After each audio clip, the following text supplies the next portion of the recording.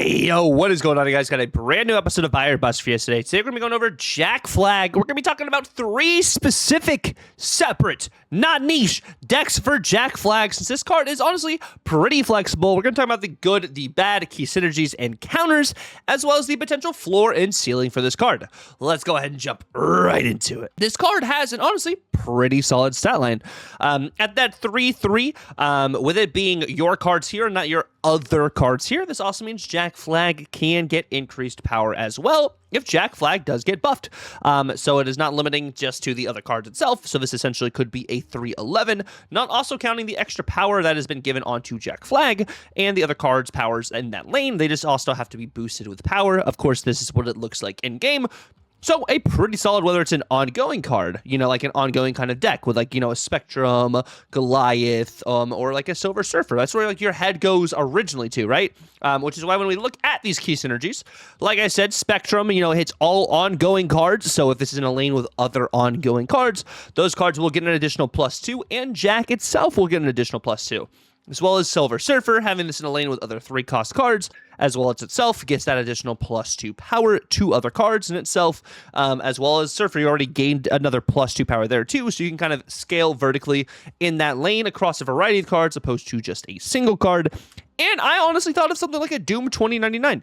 Your Doom bots are cards that have ongoing power, and if you get that Doom value, you get a bunch of those Doom bots in the same lane. That can help you honestly win maybe even more of those Doom bot lanes.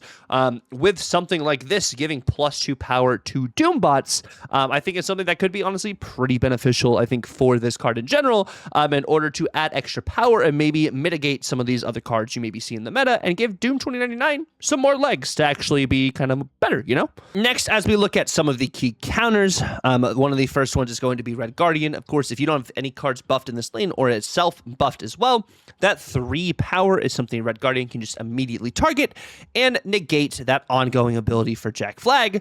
Something like a Shadow King as well. Shadow King hitting the other cards in this lane, or even Jack Flag himself, make it so there's no additional bonuses, and that ongoing or that just green power that was added is mitigated. Then Jack Flag is just a 3/3 with no ongoing ability helping out because there's no cards that have been buffed since Shadow King has removed those buffs.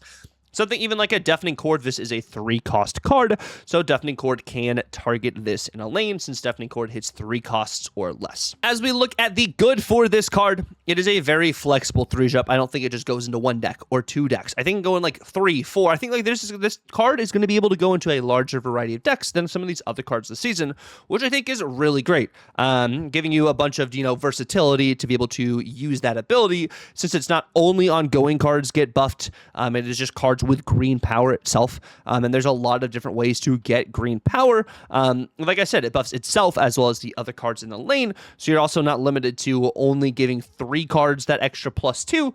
You also can give itself +2, so that's why it's a power ceiling of at least a 3/11 just with the ongoing power. That's also not including the power that it gained that was buffed with, or what other cards were also buffed with as well in that lane. So I think that's pretty solid, I think, in general, for a 3-cost and an ongoing 3-cost like this. Now, the bad for this card is the cards do have to have buffed or be buffed in order to get that ongoing power from Jack Flag. If cards aren't buffed at all, there's no ongoing +2 power that Jack Flag is going to be able to give them. It's also, like I said, a lower powered 3-cost card originally at base at that 3/3 stat line. So it is going to be easily targeted by a Red Guardian, and Deafening Chord still is something that can hit this with it being a 3-cost as well. And then, is it actually enough power in a lane to be able to substantially win said lane? Of course, you still are fighting for 2 lanes, but thinking of something like, Fin Fang Foom still is, feasting right now, and, people are running like Goliath and other things too, but it's like, yes, I can scale vertically, and I can add an extra 8 power to this lane, plus the additional power gained from the cards that got the green, power itself, but is that actually enough? I think it's probably enough, but just still something to think about and note in general. As we move on to the floor and the ceiling for this card, on the absolute low end, you're unable to buff any cards. This is just a 3/3 in a location without being able to give its ongoing power. I think, and the middle end, probably on average, you're at least going to be able to buff 1 to 2 cards. I'm making this a 3/3 +2. or plus an additional 2, adding additional 4 power to that lane. Essentially, it's a 3/7. That's also not counting if this card itself gained power, so then 3 cards also would be buffed in that lane. So then it's actually a 3/9 instead of 3/7. And then the absolute ceiling for this card is Jack Flag, and the other cards in the lane do get buffed. So Jack Flag adds an additional 8 power with the ongoing power, plus you also have the gained power on all 4 cards to potentially win that lane. Next, the first deck we have over here is for America. It is pretty much just an ongoing Spectrum list with, of course, Moonstone, Ravonna, Sam Wilson, Goliath, Captain Carter, a bunch of ongoing cards that also gain power, whether that is an Ant-Man, a Goliath, Sam Wilson, Mystique, to copy these ongoing abilities that can gain power, and then Spectrum hitting the entire board. You play Spectrum also into a Carter lane. Let's say you also have Jack Flag in said lane, then Spectrum also will get that additional buff from your Jack Flag. Holy moly, I was about to cough there. So that's something that can work really well there. Carter with Jack Flag is just going to be like bread and butter, which is why we have Carter in a variety of different decks. Like we also have it in the Surfer deck, because just with Surfer it makes sense. I'm using Silver Surfer for steps in here to potentially get another Surfer to go off, is kind of the thought process to kind of maybe get even more Jack Flag value. We are not running Shaw, but you probably could run Shaw probably instead of Surfer, and maybe you're not wanting to do the Sarah thing, so you're not wanting to do Luna Snow. You have Gwenpool to buff up a bunch of cards as well, to get some potential Jack Flag value or just big value in general, whether that is for a Maverick, whether that is on the Brood. But I like having Sarah in here so you have extra options, because Jack Flag's not a card you have to play on curve. Like, you don't have to play it on curve in this deck. You don't have to play it on curve in the other deck.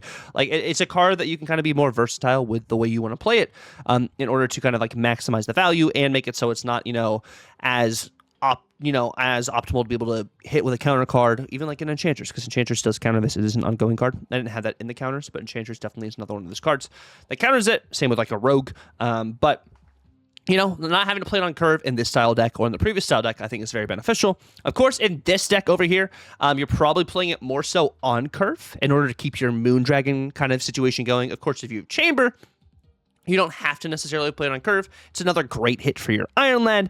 You also have the Doom, Mercury, Cannonball. You have Aurora to be able to buff a large array of cards all across the board. Is a thought process there, but it's pretty much like a Doom 2099 deck, of course, with Jack Flag to help you add extra power into some of these lanes, potentially in some of these rougher matchups. But of course, Aurora buffs a large variety of cards in this deck and on the board, to give you some, extra Jack Flag value there. Next, as we look at my ratings for this card, I do think this is going to be a strong card, especially for a 3-drop. Not, of course, the best card of the season, because Star-Lord we already know is the best card of the season, but I think this is the second best card of the season. I think it's very flexible and very versatile, which I think is something I really look at as being a more beneficial card, I think, in general. So it kind of, fits that criteria for, like, being able to go to a large variety of decks for me to be like, yo, you guys should totally buy this card. Like, I think this card's going to be a good card. Of course, if this is not something you're interested in playing because it's just boring, add power to a lane, you don't have to get it. Like, there's no pressure on getting these cards. But if you think you want to play it, or you just want a card that's going to be good, I think you should. Like, I'm totally suggesting this. I don't think it gets adjusted. If it's too good, maybe it goes to a 3-2, but then it's still like a 3-10, which is still pretty solid, I think, in general. Plus, the value it adds to like a large variety of decks. But like, at the end of the day, like I said, guys, if you don't want to get the card, don't get it. If you want to get the card to stay collection complete, do it, Because, like, this is a video game. We're playing a video game, guys. At the end of the day, this is something that we're supposed to be getting joy from. I don't know if the Star-Lord meta has messed you up and you're not wanting to play Snap because it's Star-Lord, Fin Fang Foom, Goliath, or it's still Shu Lao shenanigans, dragons are running amok. At the end of the day, if you're not having fun, I mean, just take a break and, save your resources for something you want to spend them on in general. Because, this next month, I think March is going to be kind of crazy with a lot of these card releases and adding objectives. There's no way objectives are bad, right? I think objectives are just going to be really solid. I think it's not going to be like when Activate came out. Activate kind of like just felt bad. Granted, the Season Pass card was a 4-cost. Same with, Scarlet Spider at the time. Was a 4-cost activate that just didn't feel good into the meta necessarily, but I think objectively is going to be pretty solid, so maybe save your resources for that. And we're theory crafting, guys. When you're watching videos like this, we have not had hand-on access with these cards. We don't know how the meta is going to be. We have an OTA on Thursday. The OTA could change things and maybe revamp a way like the snap is played. Hopefully some of these big, busted cards are getting nerfed. Or, maybe they're just not going to get touched at all and we're just going to have the same meta. Because, good cards get nerfed, bad cards get buffed. Good cards sometimes don't get nerfed. They just continue to, play out the way they want to because, they're also trying to make money on this game, They're trying to make money so they can produce more content or have time to produce more content, kind of thing there. So just, kind of keep that in mind. There's going to be an OTA this next week. So if you want to wait until like Thursday or Friday to see if any cards get adjusted, that maybe affect the way that Jack Flag plays or makes him better, makes him worse, totally feel so free to do so. It's in, your seasonal snap packs for the next 2 months, essentially. So you got time there. Of course, this week you may have a better likelihood depending on, what your collection's at. But, just keep that in mind. These are games we're playing to bring joy to ourselves. This is something to take the edge off. So we're taking a little break from something. We're playing some Snap. So, just kind of, think of that when you're buying cards because resources, are kind of scarce in this game, They're not something you just get access to all the time, so you got to kind of like min-max, which is why you watch these videos, to see if you actually should buy it, get some deck ideas, kind of figure out what you're going to do, or see what other people are going to do. But yeah, thank you guys so much for watching the video. I really appreciate it. If you guys did stick around to the very end, let me know down below. Am I completely wrong about Jack Flag? Or is Jack Flag actually going to be really solid? What do you think? Are you guys going to get Jack Flag? Are you waiting for these objective cards to come out next season? But yeah, thank you guys so much for watching. If you enjoyed the video, definitely feel free to like, comment, and subscribe if you're new. It's been real. God bless, and Tucker out.